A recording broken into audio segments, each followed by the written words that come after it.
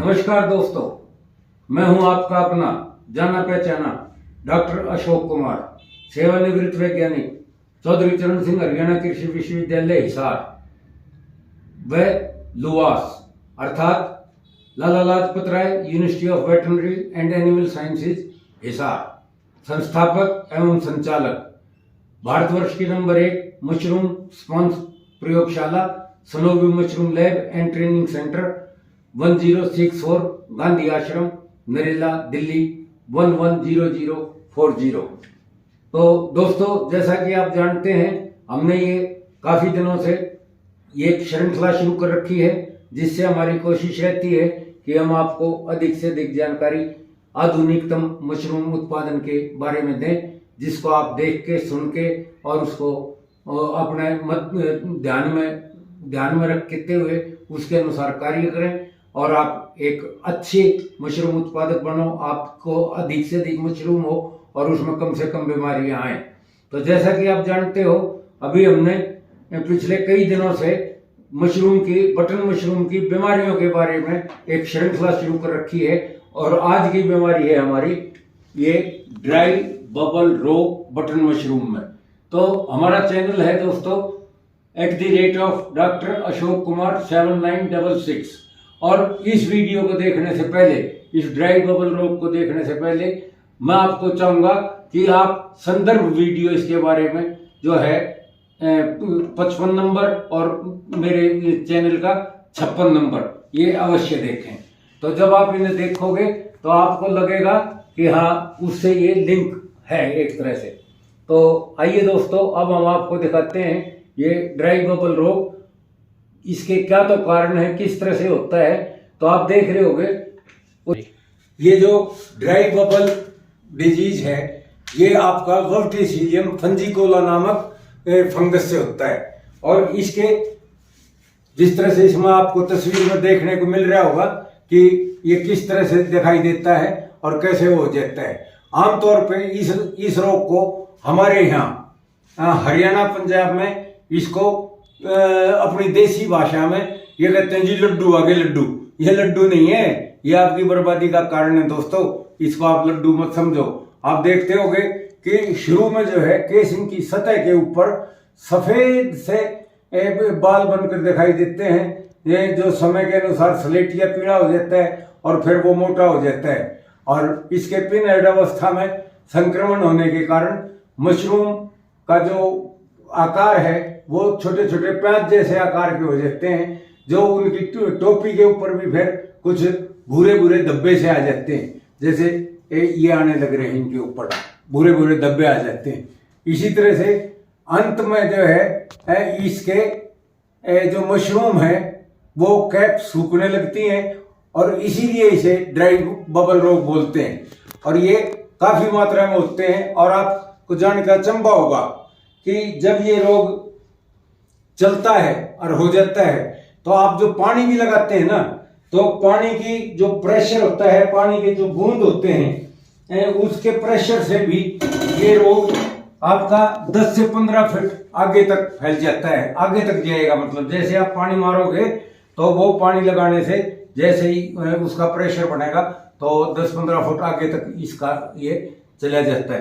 तो दोस्तों, ये बहुत घातक बीमारी है, और ये जो है आप इसका जो फैलने का कारण है वो ये हवा से भी फैलता है, आपके जो है एक दूसरे से टच होने के कारण भी फैलता है, पानी से भी फैलता है, और अगर आपने रद्दी जो प्रयोगशाला का स्पॉन्ज ले रखा है उससे भी फैलता है।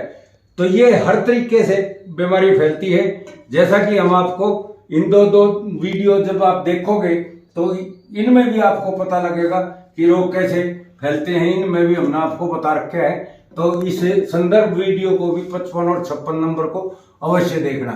तो इसका जो अब मैं आपको बताना चाहूंगा कि इसको कैसे आप इसको कंट्रोल कर सकते हो या इसका इलाज क्या कर सकते हो। तो दोस्तों, पहली चीज मैं बता दूं कि ये उन बीमारियों में से है कि ये एकदम से आपका कंट्रोल नहीं होगी और आपको काफी नुकसान कर जाएगी।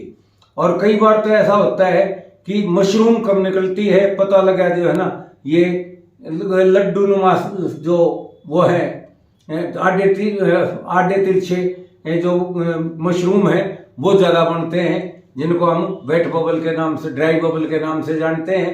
तो उसमें जो है आपको इसके लिए एक तो सबसे पहली चीज कि आपको इसके लिए सफाई का विशेष ध्यान रखना पड़ेगा, सारे अपने फार्म पे, फार्म की प्रीमिसेस पे। और आपका दूसरा आपको जो काम करना पड़ेगा, तो इसके लिए आपको जब फार्म बदलना है, खासतौर से सीजनल मशरूम वालों के लिए, जब आप बदलोगे फार्म को एक जगह से दूसरी जगह, तो वो आप ये समझो कि बड़ी एहतियात से और सावधानी से बरतना पड़ेगा। इन कैसे बदलना चाहिए, किस तरह से वो होना चाहिए, उसके ऊपर काफी लंबा चौड़ा लेक्चर है। इसीलिए मैं बार बार आप लोगों को कहता हूं कि भाई आप लोग साल में एक बार ट्रेनिंग पर जरूर आया करें, और ट्रेनिंग लेके आप अपनी बीमारियों से बचें, और उनका बचाव से ही जो है ना आपका फायदा हो सकता है। इलाज के लिए हालांकि दवाई इसमें लगा देते हैं, हम बताते भी हैं, और वो कुछ हद तक कारगर भी है, लेकिन इतनी कारगर नहीं है कि आप उसको दवाई को एक दो बार छिड़क लोगे तो उस दवाई से आपका एकदम से बहुत ज्यादा बेनिफिट होने जा रहा है। तो इसके लिए दवाई का जो प्रयोग करना है वो आप, तो दोस्तों जैसा कि मैं आपको बता रहा हूं कि इसके लिए दवाई तो है, उस दवाई का नाम है आपका कवच या स्प्लैश। तो इस दवाई को आप पानी के साथ उस पर लगा सकते हैं इधर उधर भी, और जब फ्लैश खत्म हो जाए तो उस समय भी आप दे सकते हैं। इसकी मात्रा जो है 100 लीटर पानी में 100 ग्राम से लेके और 150 ग्राम तक की इस्तेमाल की जा सकती है। तो दोस्तों इसको करने से आप कुछ हद तक इसका जो है बचाव, या आप जो क्या कहना चाहिए कि आराम आपकी फसल को मिलेगा और आपको भी आराम मिलेगा। लेकिन अगर आप ये सोचो कि ये दवाई रामबाण है और इसके करने से आप बिल्कुल वो कर लोगे, आप हमारे यहाँ आओगे, ये पोस्टर वगैरह देखोगे या मेरे किसी सेंटर पर जाओगे तो इसमें एक दो दवाइयाँ और भी लिख रखी हैं, जैसे कार्बनडाइजिम है और आपका बेनोमिल वगैरह है। तो इसके लिए दवाइयाँ छिड़कते हैं। लेकिन फिर भी मैं आपको एक बात तो कह दूं कि अगर आपको मशरूम में अच्छा कमाना है, अच्छी पैदावार लेनी है, तो दोस्तों आप इलाज की तरफ ना बढ़ें, आप इलाज से बचाव की ओर बढ़ें। और बचाव करने के लिए एकदम से आवश्यक है कि आप उसके बारे में, बीमारी के बारे में पहले से सब कुछ जानें, उसका ज्ञान प्राप्त करें, और फिर आपको उसी तरह से आप काम करेंगे तो आप ये देखोगे कि आपके यहाँ बीमारी नहीं आएगी।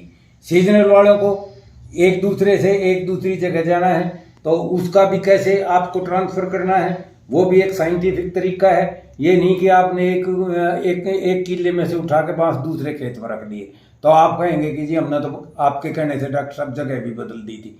इस जगह बदलने का कोई औचित्य नहीं होता। आप अपने बांस बल्लियों को भी ठीक नहीं रखते। आप जो एसी वाले हैं वो भी जो है ना वहाँ बहुत अच्छी सफाई नहीं रख पाते और उसमें रेगुलर दवाई नहीं छिड़क पाते। और उनके लिए भी जरूरी है कि अगर इस बीमारी से बचना है तो साल में एक बार उसका पूर्ण रूप से उसको बंद करना चाहिए और उसका जो है आपका फ्यूमिगेशन वगैरह और सफाई वगैरह का अभियान चलाना चाहिए जिससे आप इस बीमारी से बच सकें। तो ये बहुत ज़रूरी है और अन्यथा ये बीमारी दिन पर दिन बढ़ती चली जाती है। कई बार तो हमें ऐसा देखने को भी मिलता है कि उसमें क्या कहते हैं मशरूम कम और ये ड्राई बबल के जो है ना ये ज़्यादा आते हैं। तो इनसे अगर आपको बचना है तो आपको इसका इलाज से पहले आपको इसका बचाव करना है। और बचाव करने में दोस्तों एक बार मैं आपको फिर याद दिला दूं, एक अलग से वीडियो भी बनाऊंगा, सारा बता दूं कि आप कभी भी अपने जो कट्स हैं मशरूम की जो जड़ें काटते हो उनको आप बराबर में एक तरफ कोने पे एक गड्ढा खोदो अच्छी तरह से और उसमें आप दबाव से और उसके ऊपर डेली जो है ना थोड़ी बहुत मिट्टी से उसको ढकते रहो ताकि उसमें से भी वो इसके स्पोर्स जो हैं वो डूड के इधर उधर ना जाएं और वहाँ पे भी बदबू ना हो है और वो सड़े नहीं।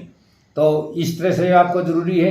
एक जगह तो मैं गया था एक गाँव में, उन्होंने तो शेर के पट्ठों ने जो है ना पूरा का पूरा एक किला था वहाँ पे 1 एकड़ जमीन उसमें फैला रखे।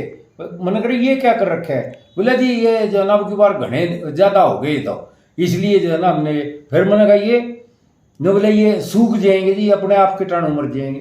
तो दोस्तों इस तरह से नहीं मरते हैं। इस तरह की जैसी मूर्खता उन आदमियों ने कर रखी थी, उस तरह की मूर्खता आप बिल्कुल ना करें। और हमेशा जो है, अब आपकी मशरूम शुरू होने जा रही है, आ जाएगी और 10-15 दिन में, तो आप उससे पहले एक गड्ढा खोदें अपने, जहाँ पर आप कटिंग डालते रहें, और कोई भी बीमारी है उसको भी आप उसमें दबाते रहें। उसमें दबने के बाद आप देखोगे कि 2 साल के बाद, 3 साल के बाद वो एक अच्छी खाद बन के निकल जाएगी, और वो बीमारी के कीटाणु भी या स्पोर्स वगैरह हैं, चाहे वो बैक्टीरिया के हों, चाहे वो फंगस के हों, चाहे और किसी उसके हों, वो सारे के सारे बढ़िया खाद बन के आपको निकलेगी और वो बीमारी नहीं फैलाएगी।